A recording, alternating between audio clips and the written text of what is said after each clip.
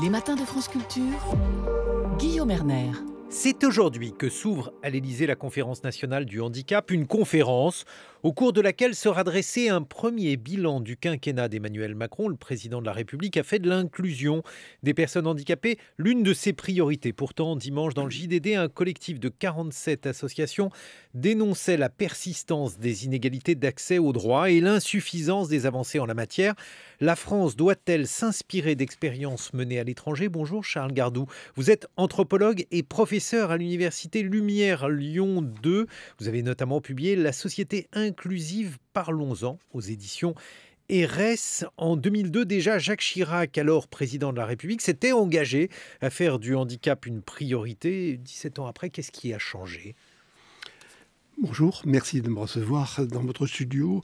Il est vrai que nous fêtons les 15 ans de la loi du 11 février 2005. C'était une loi importante par son titre même, pour une loi pour l'égalité des droits, des chances, la participation, la citoyenneté des personnes handicapées.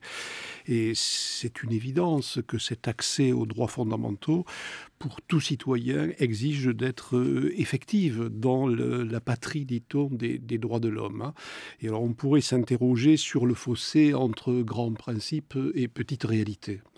Cette loi redit cette évidence-là. Chacun d'entre nous, qu'il soit blessé dans son corps ou son esprit, ou indemne de toute blessure, a accès aux droits fondamentaux. Donc c'était un pas essentiel, et cette loi a marqué en plus l'entrée dans un mouvement inclusif, sans le dire alors. Mais cette loi disait que notre société ne pouvait pas continuer à vivre avec des exclusivités, des préséances, des monopoles, des précarés. Mais on ne parlait pas encore d'inclusion à l'époque. En revanche, Charles Gardou, lorsqu'on regarde les choses, on se dit qu'il y a dans les transports, par exemple, à l'école, encore énormément de progrès à faire. Oui, les progrès sont très importants. Cela dit, en toute objectivité, au-delà de toute partition politique, il convient de ne pas négliger quelques avancées intéressantes. Je vais en citer quelques-unes, notamment l'allongement maximal de certains droits et l'attribution à vie pour des personnes dont le handicap n'est pas susceptible d'évolution favorable. Ça touche l'AH, l'allocation des handicapés, ça touche la reconnaissance de travailleurs handicapés, ça touche la carte mobilité, ça touche l'allocation éducation enfants handicapés. Il y a là des avancées, elles sont insuffisantes, il reste des points noirs.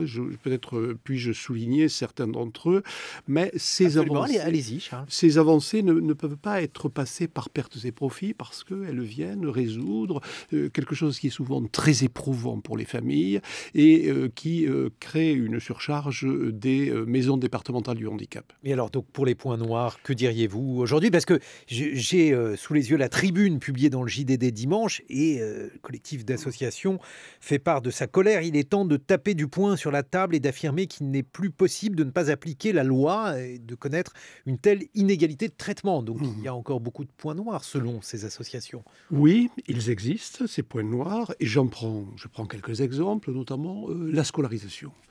La scolarisation est un droit qui est affirmé dans la loi. L'éducation nationale est responsable de la scolarisation de tout enfant et il reste encore beaucoup d'obstacles. Je ne les citerai pas tous, mais l'un d'entre eux est notamment lié à l'impréparation des acteurs.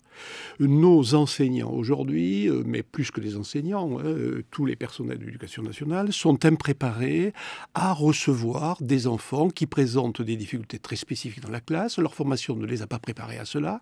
La culture de l'école n'est pas celle-là. C'est une culture où il faut être au bon âge, dans la bonne classe, dans la bonne moyenne. Et lorsqu'un enfant est éloigné de ces normes culturellement construites dans notre école, il y trouve difficilement sa place. Je crois, voilà un point noir de l'école, la préparation de ceux qui doivent recevoir l'enfant. Et c'est pour ça que je fais une différence essentielle entre le nombre d'inclusions scolaires, qui est évidemment beaucoup plus élevé.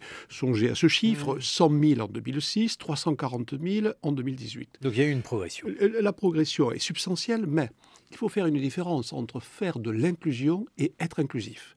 Si on place un enfant dans une classe, si on l'accueille dans une classe et que la classe n'y soit pas préparée, sur le plan des temporalités, sur le plan des rythmes, sur le plan des pédagogies, des didactiques, alors il risque une relégation de l'intérieur. Et alors ça, est-ce que précisément l'accueil est aujourd'hui adapté à des enfants qui peuvent être en situation de handicap, Charles Gardou? Alors, malgré des mesures, le volontarisme sur ce plan n'est pas à la hauteur. N'est pas à la hauteur. Il nous faut là faire des choix clairs. Nous voulons que tout enfant ait sa place dans l'école de la République, si ça lui est utile, si c'est souhaité, si c'est souhaitable, à son devenir. Et il faut donc faire les investissements à la hauteur des ambitions. Les moyens n'ont pas ici suivi les ambitions, d'où les désespérances que cela peut créer.